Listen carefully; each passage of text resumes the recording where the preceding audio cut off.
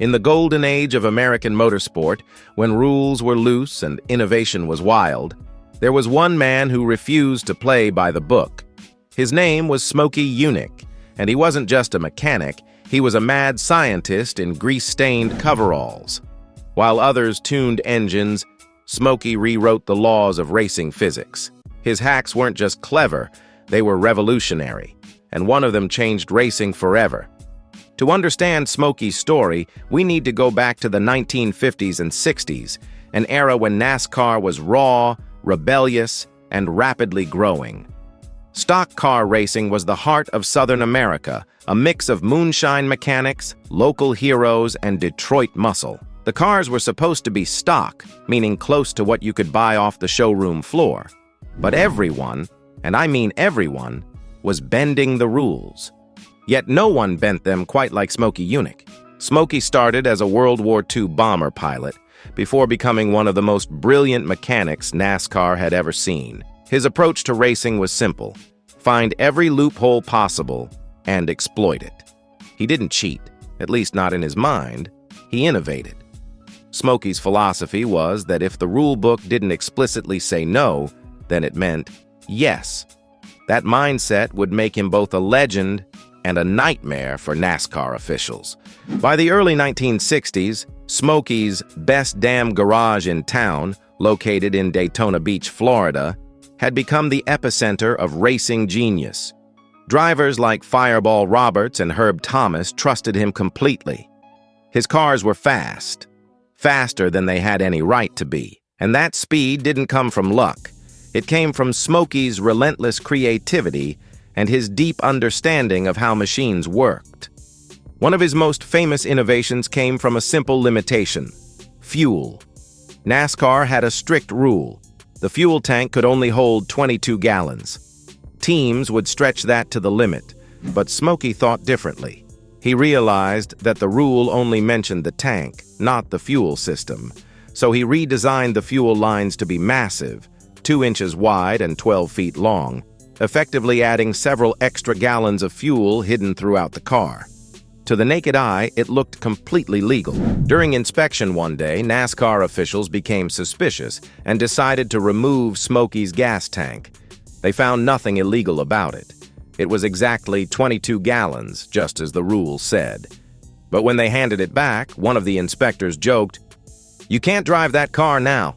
It doesn't have a fuel tank." Without missing a beat, Smokey climbed into the car, fired up the engine, and drove it back to his garage, without the tank.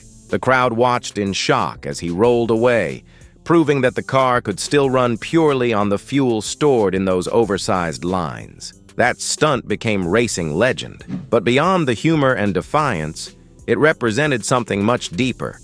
Smokey had just exposed how vague NASCAR's rulebook really was. His trick forced officials to rethink the very language of racing regulations. After that, they didn't just ban oversized fuel lines, they rewrote entire sections of the rule book to close every possible loophole. Smokey Yunick had changed the way NASCAR approached engineering forever. But the fuel line trick was just one of many. Smokey's workshop was a laboratory of borderline genius. He experimented with aerodynamics before the term was even popular in racing. He built cars with ballooned roofs, asymmetrical bodies, and hidden modifications that manipulated airflow. In one case, he created a Chevrolet Chevelle that was 7/8 the size of a standard production car, technically stock, but significantly smaller and more aerodynamic. When NASCAR caught wind of it, they banned the car before it ever hit the track. Smokey called it the 7/8 Chevelle, and it became one of the most infamous cars in NASCAR history. His innovations didn't stop there. Smokey worked on combustion efficiency, intake design, and even heat management in ways that were decades ahead of his time. He experimented with variable length intake runners and improved exhaust scavenging long before these ideas became mainstream. He once said, "If you don't cheat a little, you'll never win." But what he really meant was that innovation and rule breaking were two sides of the same coin. Smokey's reputation grew with every stunt. Some saw him as a rebel, others as a visionary. NASCAR officials, on the other hand, saw him as a problem. They would spend countless hours trying to inspect his cars, often finding nothing technically illegal, but always feeling like they'd been tricked. Smokey relished that tension. He believed that the official's job was to catch him, and his job was to stay one step ahead.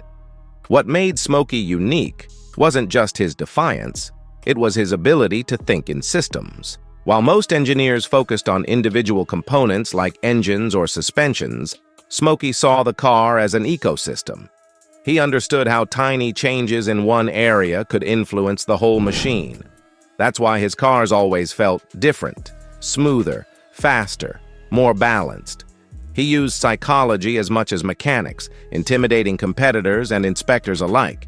Beyond racing, Smokey Yunick's impact stretched into broader automotive innovation. He consulted with major manufacturers including Chevrolet, Pontiac, and even American Motors. His input helped shape some of the most legendary engines in muscle car history. He developed early versions of turbocharging and high-efficiency combustion chambers. The same man who once fought NASCAR officials was now shaping the future of American automotive performance. Still, Smokey never lost his rebellious streak. He often clashed with corporate sponsors, journalists, and even his own drivers. He hated bureaucracy and hypocrisy. In his autobiography, he famously said, "If you ain't cheating, you ain't trying." It wasn't about dishonesty. It was about pushing the boundaries of what was possible. That mindset defined not just Smokey, but an entire era of motorsport innovation. By the time Smokey left NASCAR in the 1970s, the sport had become far more regulated. The wild, experimental days were over. Yet his fingerprints were everywhere. In the way cars were designed, rules were written, and engineers thought about performance.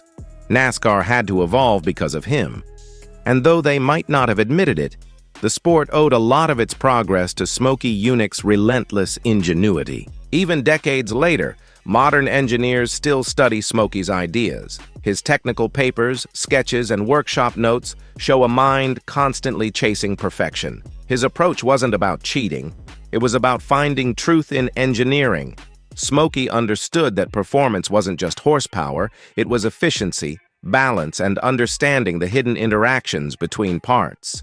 He once said, "The car doesn't know what's fair or not, it only knows physics." And in that single sentence lies the essence of his legacy. When Smokey passed away in 2001, the racing world lost one of its most colorful and brilliant minds.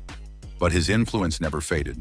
His engine hack wasn't just a trick, it was a statement. It proved that creativity could outsmart conformity, that innovation could live in the gray areas between rules. The story of Smokey Yunick is the story of how one man forced an entire industry to evolve, one loophole at a time. Today, his name still sparks debate. Was he a cheater, a genius, or both? The truth is, Smokey Yunick was something rarer.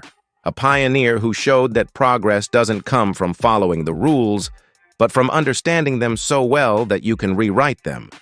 So the next time you see a race car blasting down the straightaway, perfectly tuned, aerodynamically flawless, and pushing the limits of physics, remember Smokey Yunick. Because somewhere, buried deep in that machine's DNA, lies the spirit of the man who drove his car away from inspection without a gas tank and changed racing forever.